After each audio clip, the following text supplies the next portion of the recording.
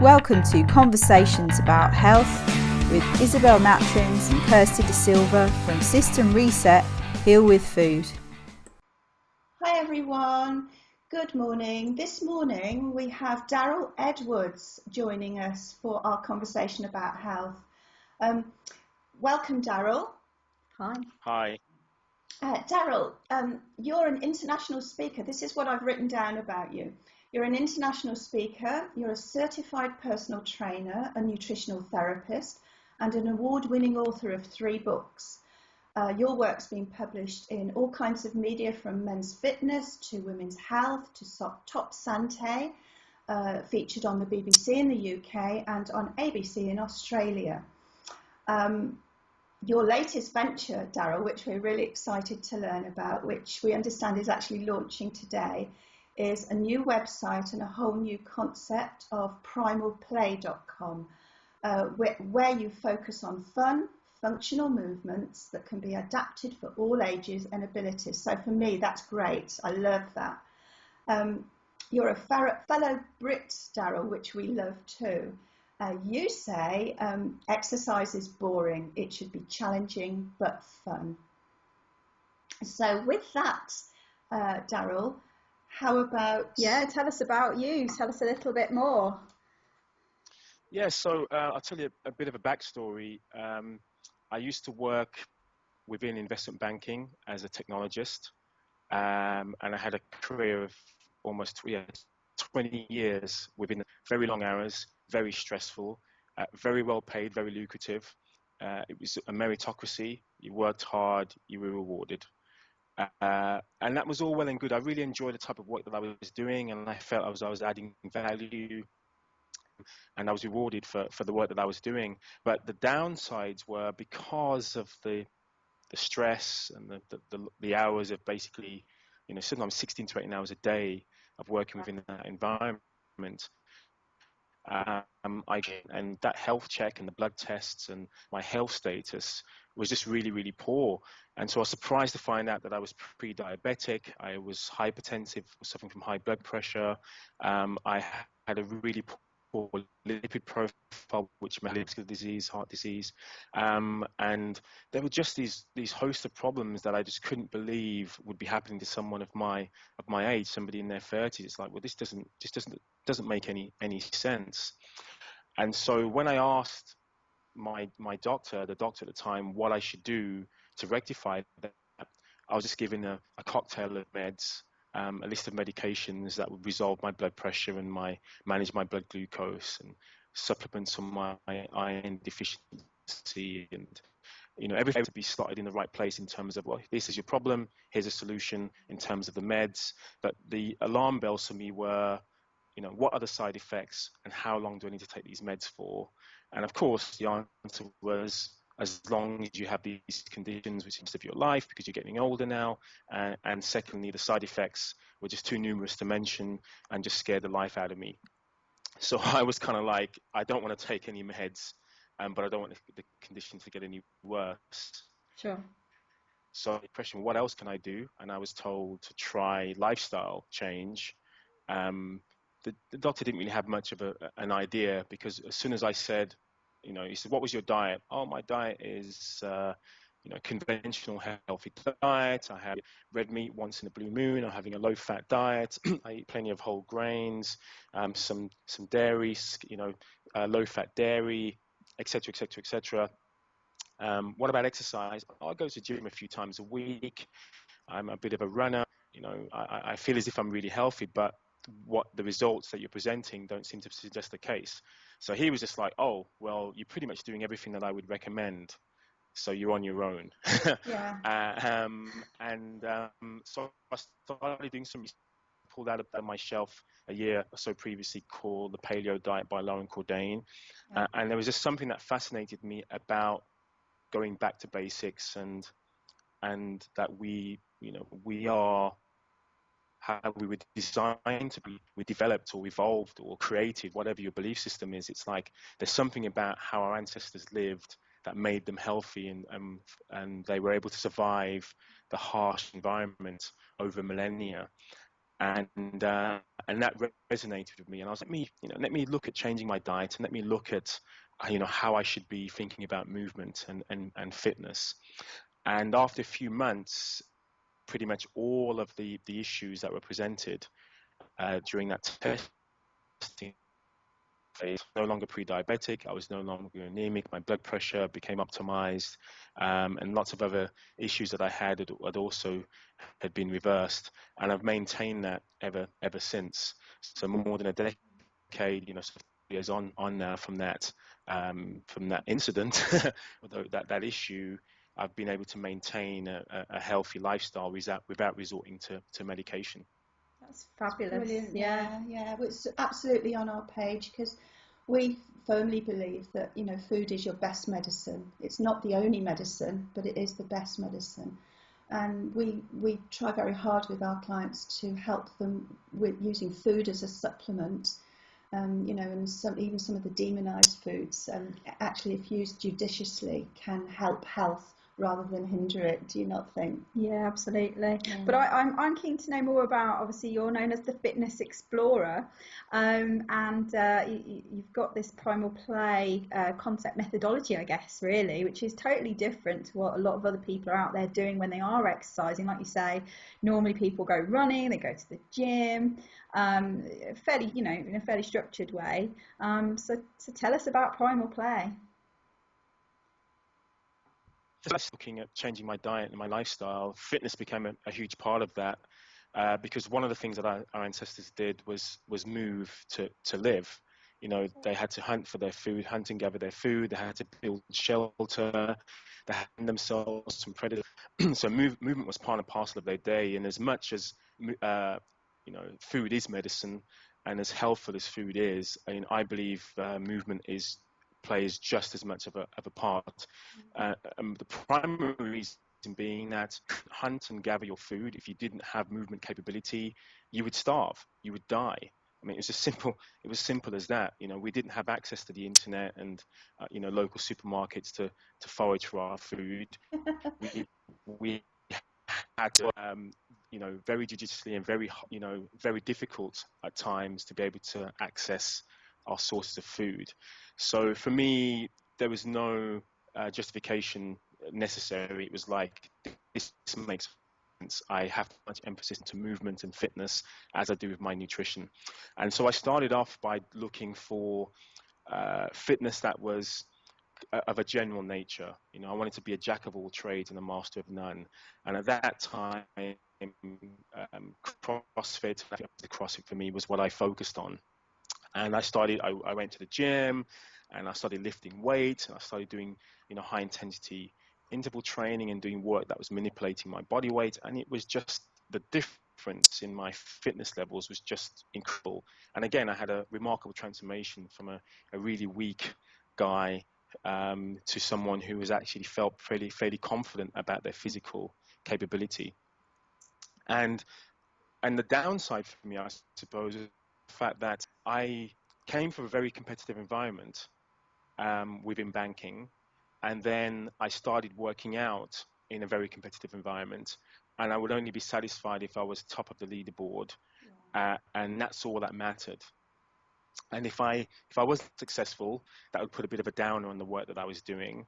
And I was working myself so hard in the gym that I started getting injured. And then I recognized that if I'm getting injured, then this is not necessarily leading to better health, because I don't have exercising. I'm struggling to walk because I'm in so much pain. There's something not quite right here. So I started looking at more natural forms of movement, and there's been lots of different spin groups who've kind of done that general form of movement, and then there's movements that we were designed to do. And I wrote a book called Paleo Fitness several years ago, which kind of encompassed my philosophy at that time. There are foods that we were designed to eat. There are movements that we were designed to do. But I still found that sometimes it appeared to be quite elitist. Sometimes the questions that were thrown at me were, "It's okay for you because you can do all this stuff. Yeah. What about me who really struggles just getting out. All these really sexy videos that are presented, they look great, but I'd rather just watch the videos than participate in that type of activity. So that's when and also, as well as receiving the questions being put, I felt as if there were occasions where I didn't want to go to the gym. I didn't want to do the workout. I only enjoyed the end result, not the process. And it was all about the glory, and that's what it was all about. And I felt as if I'm doing this, I'm not enjoying it, and I'm punishing myself in effect, then what's the point?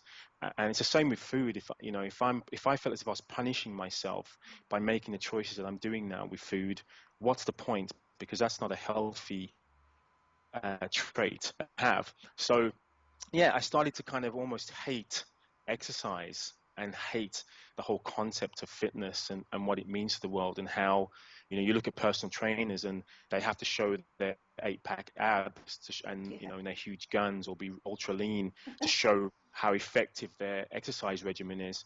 And for me, my whole journey started with wanting to get healthy, not wanting to look a certain way, or wanting to be recognized for the way that I look. It was purely about health and independence as I got older, and being able to do the things that I struggled to do previously in life. That's what it was about. Yeah. So Primal Play came out of wanting motivation that was an intrinsic part of what I was doing. The instant gratification from movement. So rather than waiting for the 30 minutes or 40 minutes of my session to finish and then go, great, I've now got the endorphin rush, I feel great because I've just, for example, I wanted to have that feeling immediately. And the closest, the time that I remember having that feeling about exercise and movement, more importantly, was when I was a kid. When I was a kid, we had drills before we had, exercises in PE where you kind of shouted at. Back in those days, you were shouted at by your PE teachers. Movement was about fun and about including as many people as you could, get your mates involved, creating games on the fly, probably playing games that your peers were playing and your parents played when they were kids. And those are some of the best memories I have of childhood, of that kind of carefree time, long summers, even though probably that's a vision that I have, and the nostalgia around that. And I wanted to recreate that as an adult. And Primal Play came out of that. It was a recognition that, one, we need to focus on natural, instinctive movements that we were designed to do, but more importantly, we need to enjoy that. It needs to be accessible and rewarding enough that you want to continue doing this. And for me, I want to continue doing this until the end of my days, not just at the prime of my life, at my peak. It's like I want to continue doing this for as long as I can, and I want to be have that enjoyment and exploration and fascination about movement. That's what I want to maintain and continue to have throughout my life. That's interesting, because I had some colleagues who are happiness and laughter coaches.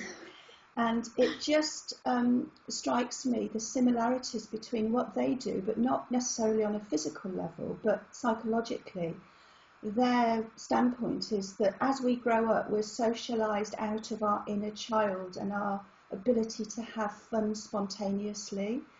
And part of that has got to be this, instinctive, intuitive want to move when we're little. And as we grow older, because we're sitting in a classroom to learn, and then sitting in college or sitting at a desk, or, sedentary in some way, not only does the inner child stop having fun, but the fun of play is lost as we grow up. And I just wondered if the thought actually just struck me, whether you have kind of ever related the psychological benefits of what you do as well as the physical and physiological ones, Yeah, for sure. I mean, that's a very good point. And I think it's impossible to divorce the kind of psychology of play from the physical benefits of play. And, you want to have some evidence that what you're doing provides lots of health benefits, both from a mental and physical point of view. which isn't just come out from kind of burning calories. Yeah. Do you know what I mean? Yeah. And so you recognize, and I recognize that from the earliest moment of a child, pretty much even a few days after being born, they are fascinated by their environment. They will blow bubbles and find that really playful. Even when they're feeding, they will explore while feeding. They'll play with the milk in their mouth. I mean, this is what happens. Mm-hmm. They're not taught how to play. It just happens. It's instinctive. Yeah. And we share that with the rest of the animal kingdom. And as you say, convention means that we tend to grow out of that.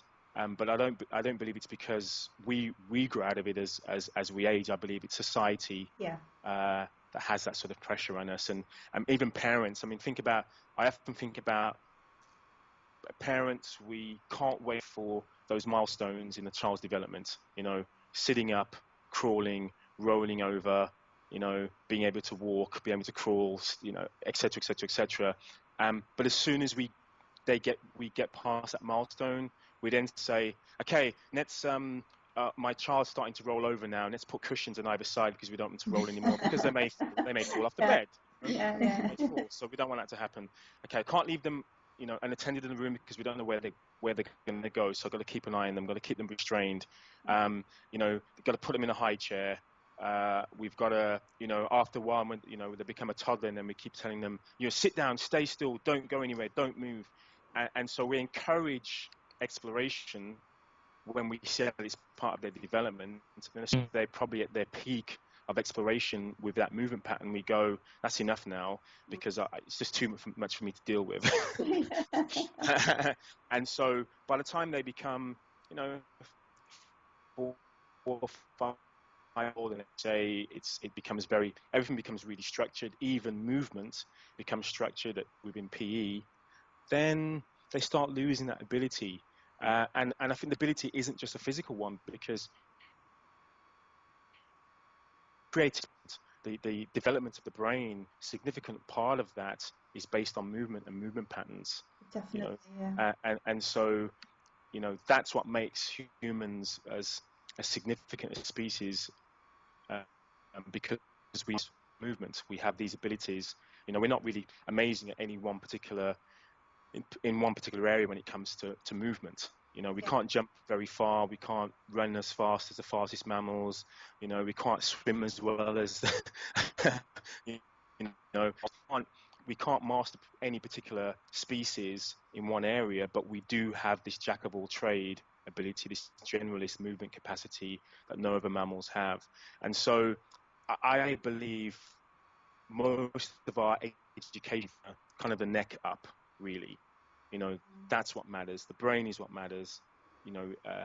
Gaining knowledge through what we read and what we're taught and what we're told is what's important. But pretty much anything below the neck, and our physical intellect and our physical capacity and our physical intelligence, is just pushed to one side. Unless you're a sportsman or woman, unless you're one of the best, then it's never applauded. Or you're raising money for charity, it's applauded. But apart from that, it's relegated to the second division, and not deemed as being important. And you'll find that some of the leading organizations, especially startups and those in the tech world, companies like organizations like Google, they recognize the importance of the play ethic and how it fosters creativity. And so if you go to Google HQ, they'll have play spaces, and they'll stop, have meetings where they'll brainstorm by playing games and table football, because they're recognizing their developers actually are far more creative in being in that environment.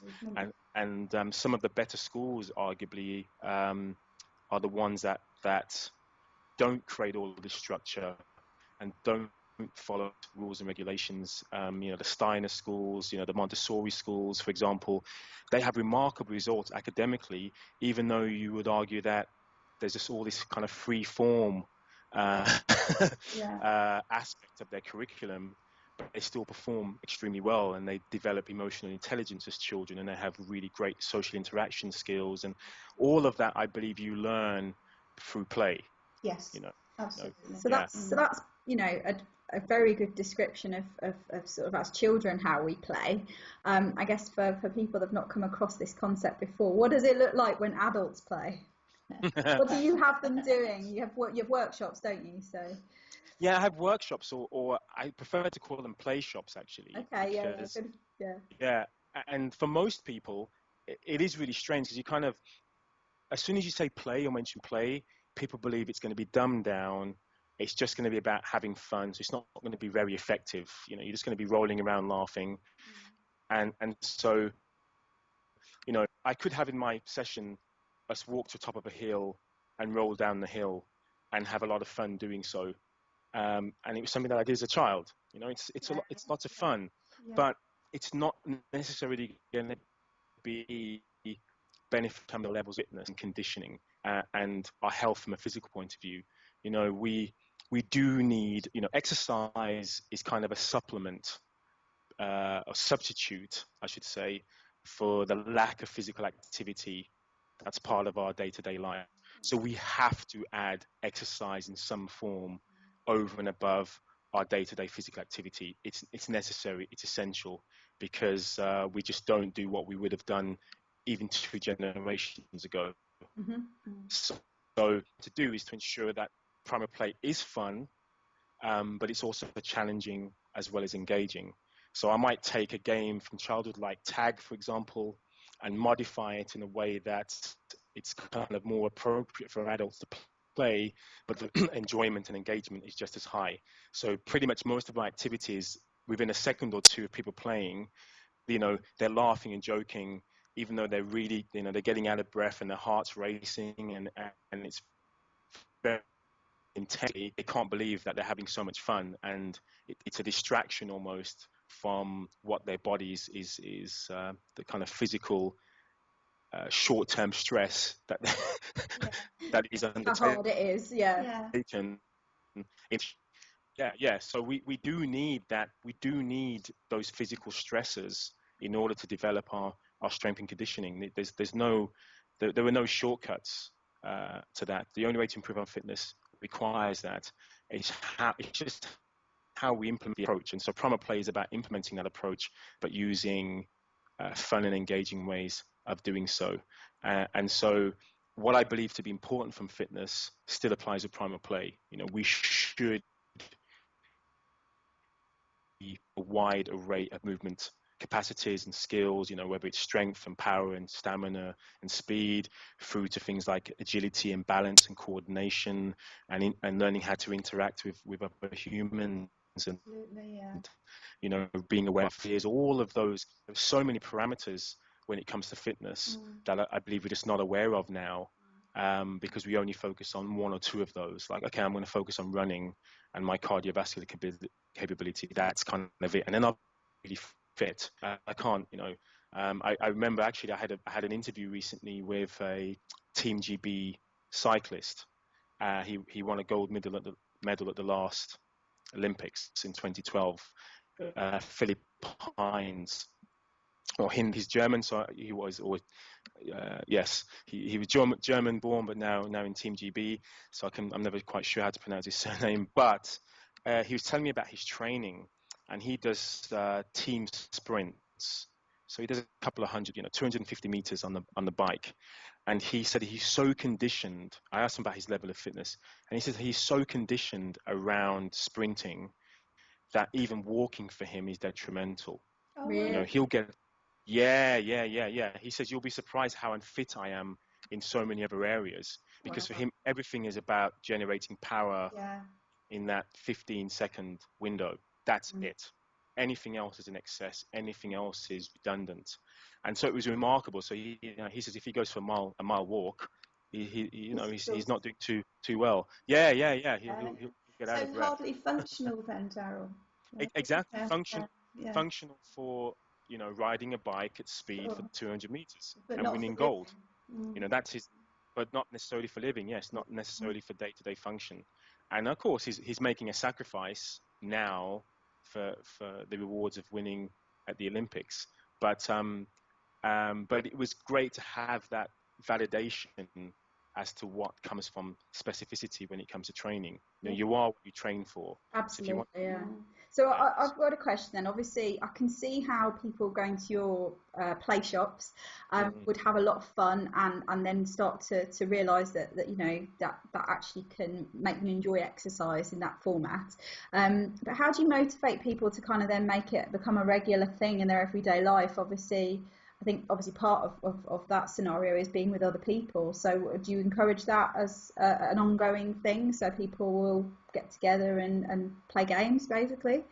Yeah, I mean, I think it's the ideal scenario is to have a partner or a group where you can continue the practice. But again, I think this is the issue where if people believe the only way you can achieve that state, that kind of state of mind, is by being within a group, then you're not really getting what play is about. There are occasions where children will play by themselves and they'll utilize their imagination and visualization to create the environment that they need at that point. And of course, it is more fun to have others involved and engaged. But I often play by myself and I try and create scenarios that will ensure I can continue to be motivated. And if you're having fun, then I think that's, and it's effective what you're doing, then I believe that's good enough, and that will help to make it more of a long-term practice. So for me, play started out, as the physical manifestation of what I wanted to achieve. But I recognize now pretty much every single aspect of my life has been affected by me becoming an advocate of play. Yeah. How I conduct myself in conversations with others, how I wake up in the morning and how I decide to approach the day. I recognize that I really am have a playful spirit, which had been suppressed for so long because of convention. Yeah. So I feel now as I'm actually more of myself rather than what convention dictates. But I don't believe I'm that much of an anomaly, really. Do you know what I mean? Yeah, just given the opportunity. Yeah, it's such a powerful thing, though, isn't it? When you realise that what society and your upbringing has told you are or should be actually isn't the case, and there's something inside that says, nah, that's not me. She's a playful spirit, as you can tell. Yeah, I mean, I can tell. Yeah, and I think as adults we recognize that sort of subconsciously we recognize that, which is why we associate play with going out drinking and partying. That becomes our play, because we only can achieve that state by getting merry or by getting smashed or by playing sport, and even then it then becomes about competition. It's very rare we can just play sport just for the sake of playing. But we're trying to recreate that, and even things like playing cards. It's like, really, what's playing poker. What's so playful about that? Actually, not very much, in my opinion. No. But we throw this adjective and this verb around, and yeah, play. Let's just play. I'm going out playing, and I see people kind of posting now. Play's becoming very fashionable. So I'll see somebody, with kettlebells, in the park, Yes. and I go, I'm going out to play. I'm doing all these kettlebell swings, and it's like, well, no, you're not playing at all. You're just doing kettlebell swings. You're working out. You happen to be outdoors, great, but there's nothing necessarily playful about that. And a quote that I've kind of, that I almost a mantra to myself is that play is actually your attitude, not the action. Yes. It's not what you do, it's kind of how you do it, which makes it playful. And so there are many people talking about play and, oh yeah, we're doing this really playful stuff, and I'm like, I can't see any evidence of that there. Oh, I'm playing. Well, no, obviously not. Tell your face. So what sort of people do you help? I mean, obviously you mentioned, I think, on the website that there's different groups of people, isn't it? It's all ages, basically. Yeah, all ages, all abilities. It's kind of accessible for all. and I suppose it's for anyone who's curious about having a better love affair with exercise. That's really what I do and what it's designed for. Either those who struggle with motivation, those who have had, fed up of the gym or paying a gym membership and not actually attending, who want some ideas to engage, maybe kids, or ideas for trainers to, use with their clients. And those who just want to have a really good time when it comes to movement. So I now recognize I've had a love affair with exercise, and I think many people have. And that love affair can sometimes be incredible and amazing and very passionate, and like, I'm so into fitness right now.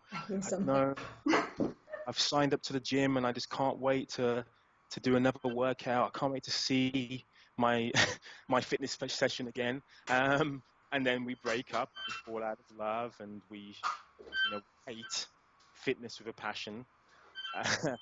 And we have that kind of peak and trough throughout life, whereas we should be able to maintain a consistent approach to loving movement. Yeah. Because as kids, that's what we do. It just happens inherently. We love movement.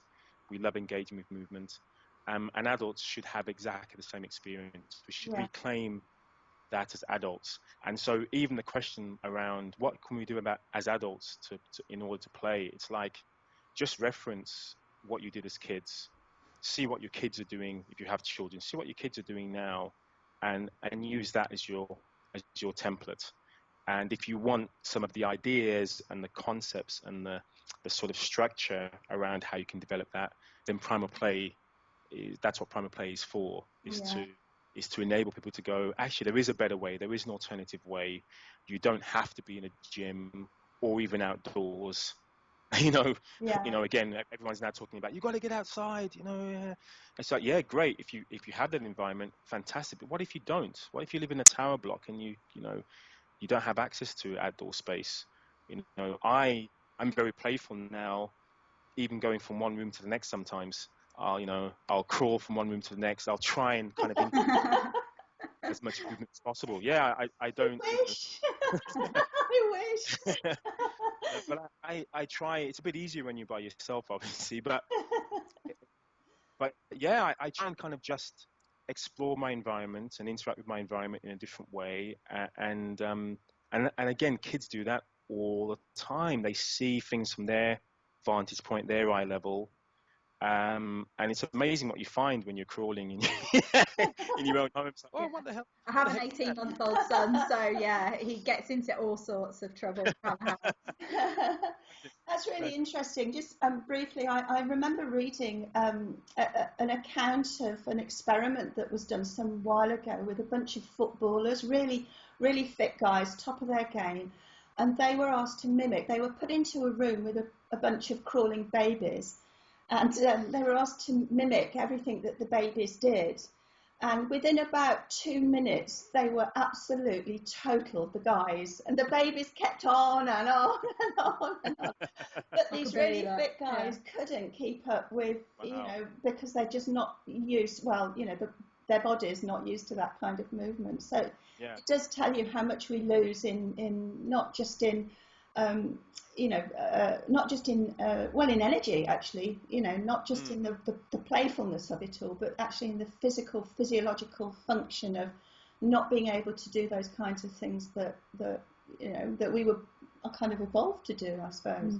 Yeah, for sure. And I think it's a very interesting point because, when you do have a young child, you notice they have these bursts of energy, for a significant time, and then they'll nap for a good while, to recover from that, and then hopefully, and then they're at it again, and I think as we age, and we think about the problems that affect us with aging, it's kind of the things that we develop as, either develop as kids or are seen very naturally in children. The natural flexibility.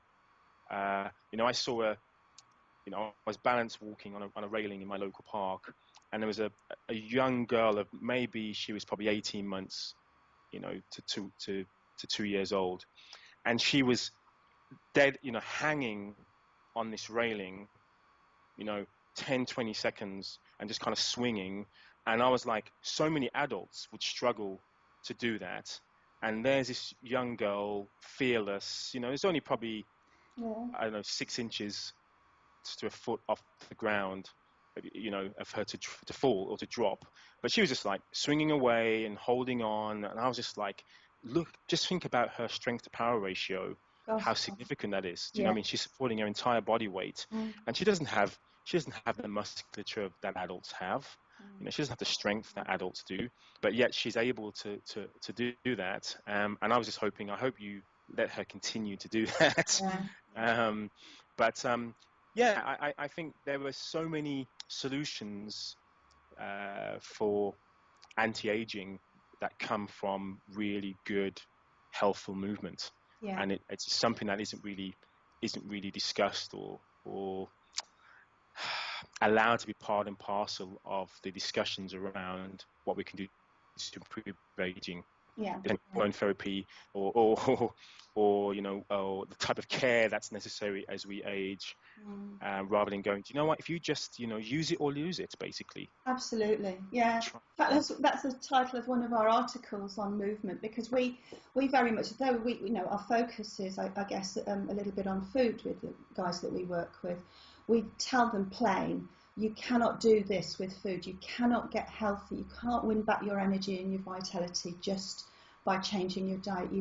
Things like sleep, stress, movement, connection, relationships, all of those things impact on on whether you can actually achieve increments in your health or just enjoy your life. Like if you're not having a great time, then one of those areas is to blame, isn't it? Let's face it. It just strikes me as we're talking that actually primal play as a concept and an activity hits two of the buttons in our philosophy in movement and social connection, because doing it with others is motivating, it's fun, it's all kinds of, things that normally we wouldn't do when we go to the gym and, keep timing ourselves as to, how many steps we've done on that dreadful stepping thing machine. Or when's this class going to finish? Or it's so engaging that actually you have to watch the TV and watch a soap while you're actually stepping out. But actually, on from there. I'm just interested what you think. I have a couple of questions here from our readers and followers. And what do you think of the typical gym routine then? This kind of 2 to 3 times a week, and then you don't do anything the rest of the time. So if somebody didn't want to engage in the fun of primal play, what would you say to them? How useful really is this? Do you know what? I can't.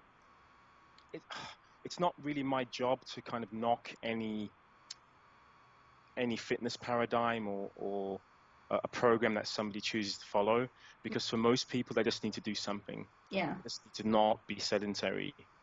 What I would say, and there is evidence that you can't kind of outwork out a sedentary lifestyle. So if you're doing half an hour, if you're sitting down for 9 hours a day, 8-9 hours a day, and doing a half an hour session in the gym times a week, you can't undo the side effects or the impact of you being sedentary for that block of time.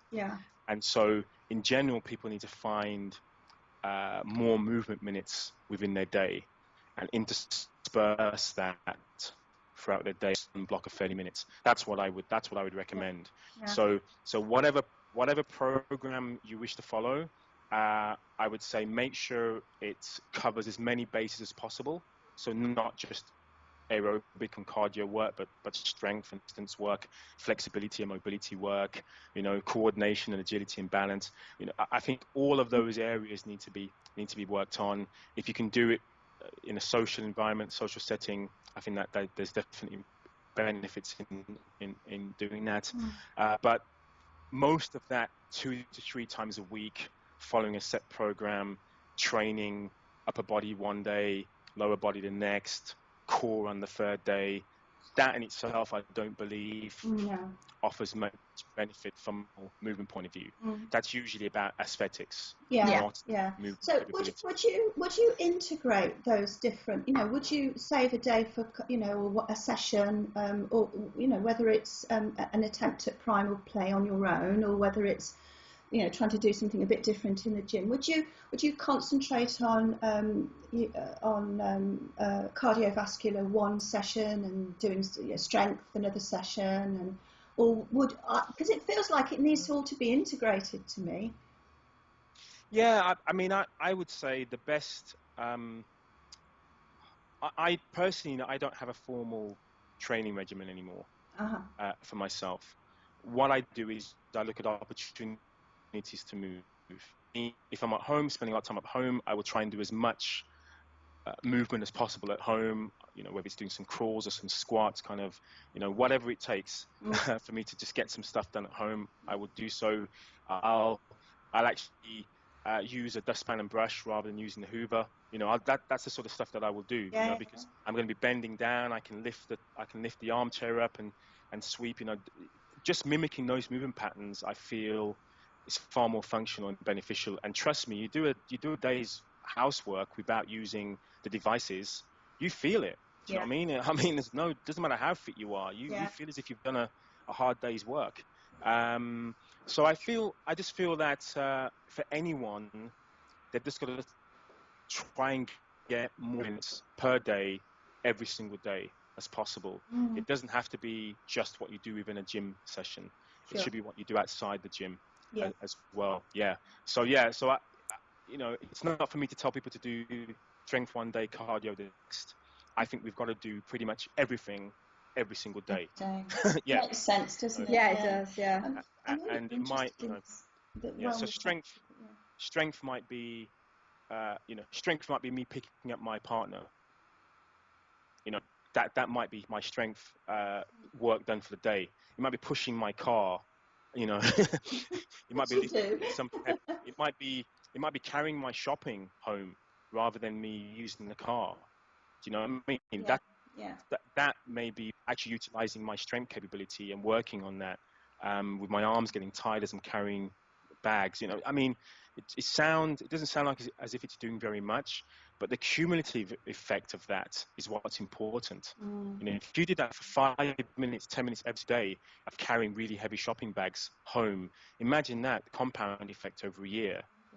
Imagine that. Reminds me of university days and first time shopping and buying far too much food to carry back. Yeah, probably too much beer at the time, if I'm honest. That would be the problem now.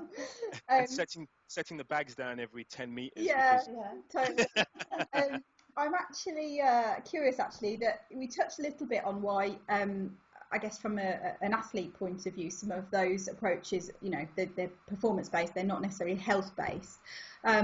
But I'd seen a presentation you did where you had like a wellness activity curve, that sort of, as with everything, there's like this sort of bell-shaped curve where there's an absolute, I guess, sweet spot for exercise. And I guess it'd be just useful, I think, for people to understand why being an athlete or trying to be the best at a particular sport, why that's not particularly healthy, because I think there's this, perception that athletes are all really healthy. Could you comment on? Yeah, that's a very good point. Yeah, so the wellness curve. So if you can imagine, it's a bell-shaped curve, and on the left-hand side you have sedentary individuals, and the definition of that is less minutes of moderate intensity activity. So moderate intensity would be something that you could do where you would struggle to hold a conversation with someone. So, you're basically getting out of breath, you have elevated heart rate, and it's kind of continuous for more than, say, 10 minutes or so at a time. So 30 minutes, 5 days a week of that type of activity. And then 2 days a week of resistance strength training. So that's a definition. If you do less than that, you officially live a sedentary lifestyle. That's quite a lot of time, and most people don't realize they fall within that category. Even if they're going to the gym a couple of times a week, they could still fall within that category. And even though that's the minimum, what the ideal is 300 minutes a week of that moderately intensive activity. It can be less if you're doing more intense work, but 300 minutes of moderate intensity again, and a couple of days of strength training is basically the recommendation that we should be all aiming for once we get past that 150 minutes. But what you find is, if you look at the research, there were significant health benefits, everything from reductions in mortality and morbidity. So you're less likely to die of chronic lifestyle disease if you're physically active. You're less likely to suffer from chronic conditions for the long term. You're less likely to get cancer, heart disease, and so on if you're physically active, and your quality of life improves. There's reductions in things like mental health and cognitive function decline is reduced if you're active. So there is so much evidence out there as to what happens when you start getting into this 150 minutes plus of physical activity. There is a downside, however, like with any medicine. If you have too much of a good thing, there are side effects. In the short term, it could be injuries, doing too much, affecting your sleep because you're working out too late at night, for example.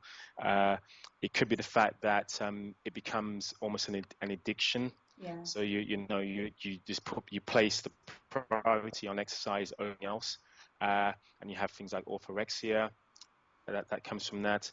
You could be training for performance, which means that you're so focused on a single dimension when it comes to activity that you sacrifice health and fitness and well-being elsewhere in your life in order to achieve a particular goal. So as you basically get to that sweet spot, there is a decline where health is impact, and right at the other side in the right hand is where you have greater risks of infections, increased risk of injury, the issues around things like orthorexia and so on. So it's quite common for those who do a lot of running to have upper respiratory tract infections. They can have depletions in iron because of all the impact that they're having, stress fractures and the like. Even people like Paula Radcliffe, for example, she was pretty much on constant anti-inflammatories because of stress fractures in the spine.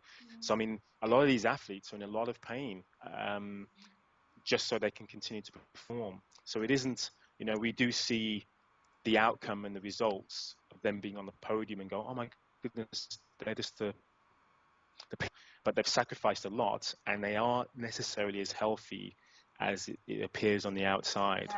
Unfortunately, So there is a sweet spot, but before people get kind of alarmed as to down, pretty much no one. There are very few people who do too much. That's what you have to bear in mind. The majority of people overwhelmingly don't do enough. It is absolutely a fair point. I have a couple of questions from some of our Facebook fans, and one I think you've kind of answered in conversation so far is interested in Darryl's thoughts on how primal play might fit into the spectrum of more conventional exercise, such as weight training, kettlebells and calisthenics, which I think we've kind of covered in the general conversation. But this is a much more technical part. It's from Elle, and he's asking, how might Darryl's approach differ or relate to MoveNat or Primal Move, also called ground force method, and other human mobility inspired ways of moving? So what would you say, Darryl? So we've probably already covered the first part of that question. In terms of the second part, there are some parallels and similarities for sure. All of those kind of paradigms focusing on human movement in its almost kind of most purest form, and exploring movement and focusing on movement based on our ancestry and how we were designed to move. I think that's where the commonalities are. Primal play, I suppose, I'm trying to take that ethos, and that is part of my belief system, but making it more accessible. for the greater populace, because if I see some of the videos from those methodologies, I'm often fascinated, like everyone else, is at how amazing it is to see people at the pinnacle of physical excellence on video. Perfectly edited videos, great lighting, looking fantastic, and one day I'll be just like that. The reality is, no, I won't. Doesn't matter how many times I watch Usain Bolt run the 100 meters, I'm never going to be as fast as him running 900 meters. It's just not going to happen. And so I feel as many people as are attracted to that, there are just as many, if not more, who are put off by that, because it can become elitist. It can become I've got to get fit enough in order to be able to do something like that. I've got to look a certain way in order to try something like that. Tops are off. People are showing off their midriffs in order to exercise. I mean, I don't understand that either. but that's what. Neither do we. That's it comes. And so, I want to reach out to very young children who plant a seed so that their love of movement continues throughout their life. I want to reach out to people who require assistance in today movement. They might have a walking stick or be in a wheelchair or be of a certain age and really struggle. They're not going to do some of these programs that have been mentioned. It's just not going to happen. But they can take, and most importantly, they can participate with those who are really fit and athletic and physically gifted. That's the point. I can have somebody who's disabled with someone who's 18 and very, very fit and athletic, and somebody who's 90 years old, and they can all take part in a Primal Play session and not feel as if they're out of place or being patronized in any way, shape or form. So it's very, very inclusive. And I'm trying to make it so without dumbing it down to the point that it's ineffective. Do you know what I mean? I think that's the danger, where it's like it's so inclusive that no one actually gets a workout. But anyone who's actually tried Primal Play can definitely attest to the fact that it really does challenge your perceptions around movement and your abilities around movement, even if you are very fit, or if you're very sedentary and feel as if I just can't do that sort of stuff. I just can't do any of this. It's just outside of my comfort zone. I can demonstrate very easily how it is possible. It is within your reach, and you don't have to train for 10 or 20 years in order to get there. And I feel very honored that my background wasn't in physical fitness. I haven't been a movement coach for 20 years. I was a geek. I was a computer programmer who was very sick and very weak. And so I completely understand what it's like to not want to go into a gym class when I'm seeing all these buff bodies and amazing, these great looking people. I'm like, oh, I don't really fit in there. Maybe it's me.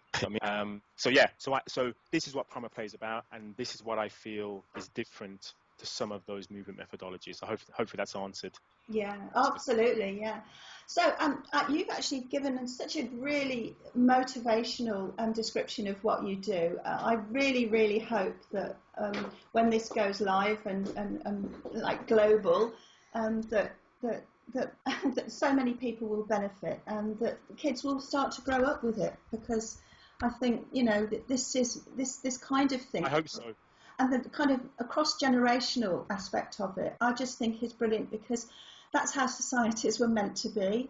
That people did join in, and it wasn't just certain activities for certain age groups or certain levels of society, but people actually just all interacting naturally to help each other, which I think is fantastic. Right, well, I've got another question from Facebook, actually. So if we want to change tack slightly and talk a little bit about diet, that would be really good. So from Natasha, she firstly says she's really looking forward to this podcast coming out, so that's good. But she says, I wonder what Darryl might have to say regarding how he eats, loosely talking, meal frequency and timing, broadly thinking about macronutrients with regard to being a very active guy. I'm also curious if he's structured, or because he's done his thing for a while, if he's more intuitive with his nutrition. So if we go with that first, because it seems like a multi-parter again. Okay, so my template. Okay, so I follow a paleo-based template. So I eat, that basically means I eat, meat and fish, preferably from wild sources. I eat fruit and veg. I don't eat grains. I don't have dairy. And I can, healthy, what I deem to be healthy, nutritious carbohydrates sources from tubers and the like. And I also avoid the kind of beans and legumes. I have some nuts, but not too many. And I avoid anything processed and artificial. So pretty much. In terms of what I drink, I'll drink water, and I'll have herbal teas, green teas, peppermint tea, and the like. I don't do coffee. I don't drink alcohol anymore. That's pretty much, I think that probably covers everything in terms of There's one my last diet. line on here as well. And what's your take on fasting or intermittent fasting? Okay, so in terms of meal frequency, in terms of macronutrients, I would say I'm fairly evenly balanced, actually. I'm not low carb and high fat. I'm not high protein. I'm pretty much moderate protein, moderate fat, moderate carb. I find that works really, really well for me. And I'm not carb phobic for sure. Frequency, I probably have 2 to 3 meals a day. Probably more so 2 meals a day, I would say, than 3. And if I'm having 2 meals, that's probably where I would have more of a bit of a fast. I try not to think of it as intermittent fasting. I prefer to think of it as having a later breakfast. And some days I will feel as if I'm so famished I need to eat immediately on waking up. That's just how I may feel. Yeah. On other days I'm like, I don't really feel like eating. I'll have a drink and then I'll eat a little later in the morning or maybe early afternoon. So again, there are benefits with fasting. We can see there are religious cultures that have been fasting for thousands of years. There are definitely benefits to us to have a period of time digesting food. But I think anything that's too regimented can again become something that takes us away from good health and away from intuition and instinct. Yeah, I mean, yeah. Yeah, that was going to be a kind of question, really, because we're very much gearing now towards helping people to get back to what their body's asking for instead of being on a diet.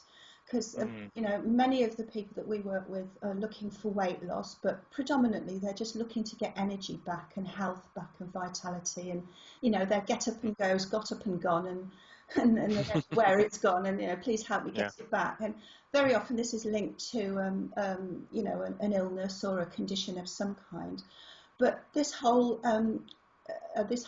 concept and movement of intuitive eating, forgetting the diets and forgetting the regiment and forgetting the structure and forgetting to weigh things, but just concentrating on noticing how your body feels when you eat certain foods, and maybe slowly getting to recognise that maybe those are the foods you need to eat a little bit more of because they actually make you feel good, and displacing the crap with the good stuff. Yes. What's your view there? Yeah, I mean, I suppose I have there are probably 2 answers to that question. One is what I believe is my personal take, which is kind of what works for me and what I found out that works for me. In terms of the intuition, I totally agree on that point. And I fear that sometimes we can be focused on the short term so much, and that, the 28-day challenges and like that we can see that period almost like a detox, and so anything goes outside of that phase, and then we just have these, this kind of healthy eating period just becomes like another crash diet, because you're kind of almost binging on healthy food for a month, and then you go back to normal. You go, oh my gosh, I'm starting to gain weight again, or my skin's looking awful now. I need to get back on that clean phase again.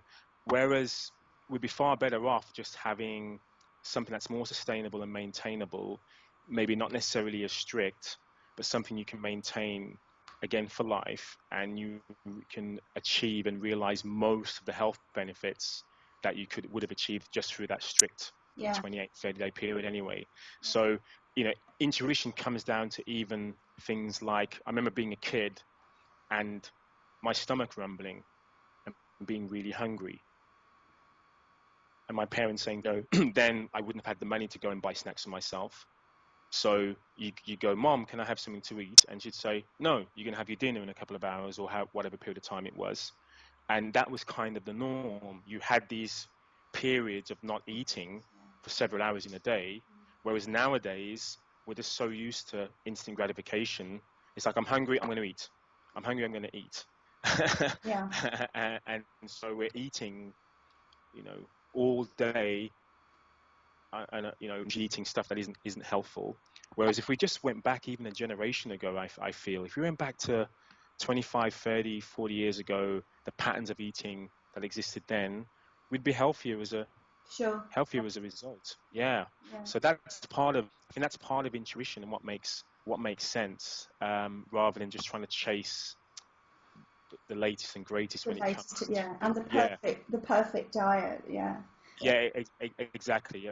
It's probably out there. I don't know what it is, if it is, but let us know. I think you can't make any mistakes in avoiding processed and artificial foods, and just learning where your food comes from, and not overeating, even foods that you feel are helpful, not overeating them, and spending some time enjoying your food and digesting your food and enjoying your food. I think just going to that model, there's less focus on the macronutrients, because I'll tell you one thing, actually, this is a really important point. You can go to societies around the world and communities around the world who have completely different macronutrient profiles and ratios. Some are low carb or lower carb, some are very high carb, some are low fat, some are higher fat, some have very, very low protein, some have high protein, and they all have healthy societies and longevity and age extremely well. So what they do have all in common is the fact that food is not all manufactured and not all processed and not all refined from refined sugar and the like. And I think that's the direction we should be focusing on, because that's more of a mainstream message. Yeah, absolutely on the money. And actually, if people only did that one thing, well, two things: cut out processed foods, and cut out and ditched all the vegetable oils. Just that was processed food, isn't it? But, that one, that was two. Yeah, and get moving. There you go, two things. And get three things. But if only they did that, they would find that their health and vitality would be so much improved. Yeah, for sure. But Darryl, for those, I've got written down here something that maybe I know it's not a UK thing, but it's really interesting. And for those who maybe are struggling to implement changes to their diets and to lifestyle as well, this whole concept of health coaching seems to be emerging, which is kind of a kind of marriage, I suppose, between nutrition and exercise and lifestyle medicine in the broadest sense. And we know that you're featured in the course material for Mark Sissons. Mark Sissons, for those of you who haven't heard of him, is Mark's Daily Apple. He's probably the most visited paleo website in the US. But your work is featured in his course material for the Primal Blueprint Expert Certification, and you're on the advisory board for the Primal Health Coach Certification. So just tell us a bit about where you think maybe this whole thing of health coaching is going, and how can people, because I know very often people are a bit old-fashioned and they say, I don't need a coach, I can do it by myself, I'll be good. What's your thought about where this whole thing is going? Yeah, I think sometimes it's good to consult the wisdom of the elders, and the wisdom of the elders doesn't necessarily mean people who are older than you are. It means those who have experienced the aspect of lifestyle change that you want to adopt. So, if you're a nutritionist and you follow principles that you believe will buy you into better health, then by all means, that's where you should be getting your advice from. Because why go through all of the pitfalls and the struggles yourself when you can have somebody who can summarize and present that for you and make you aware of the pitfalls before you fall in. So I know as a movement coach and as a nutritionist, when my clients come to me, it's really should be almost like a shortcut for them to achieve the goals that are set, and kind of steering them in the right direction. Because my job as a coach is for them not to have long-term dependency on me. I see it as having, almost teaching somebody to ride a bike, and me being the stabilizers in the bike, the stabilizer wheels. And after a period of time, you better take the stabilizers off, and you can ride the bike by yourself. You start making the right decisions and better decisions. And I think that model works really well. We should be seeing as of education and information that will allow someone to take on board lifestyle change and make it a bit easier for them to make it work for the long haul. So I think personally, health coaching is a holistic way of approaching this problem, because for far too long it has just been about food or just about fitness.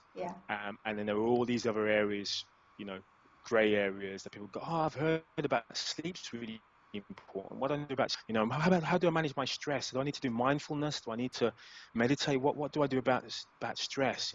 Do I give up my job? Is that the way I need to avoid stress?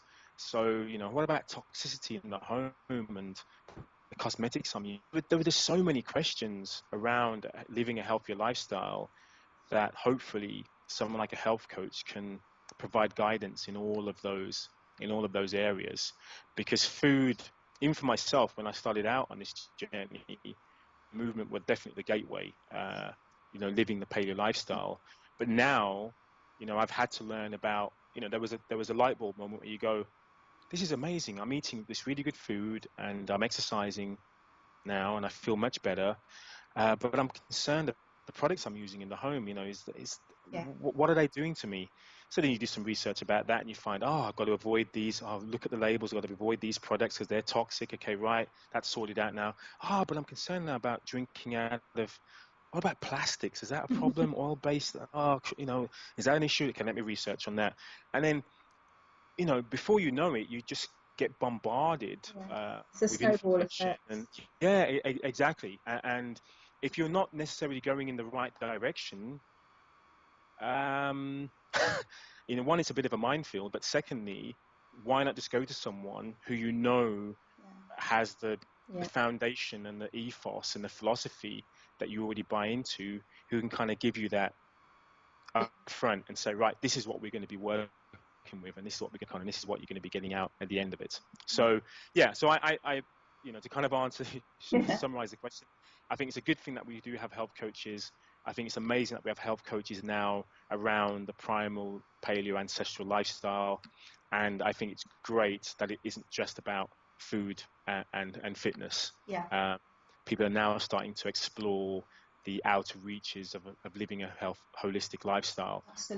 And that's the only way we can truly get healthier is by following that approach. It just strikes me that as you're talking, that actually I suppose the whole concept of even thinking that you might get help from a health coach has only come about because we've kind of, as a Western society particularly, and as a Western advanced society, we've lost the plot in being able to model healthy behaviour to to each generation, and children from parents who haven't had that model to them, that have had completely different expectations that are divorced from what you call ancestral health, and the health coach maybe is a step in the direction of the kind of I don't know, a little bit of wisdom, ancient wisdom, if you like.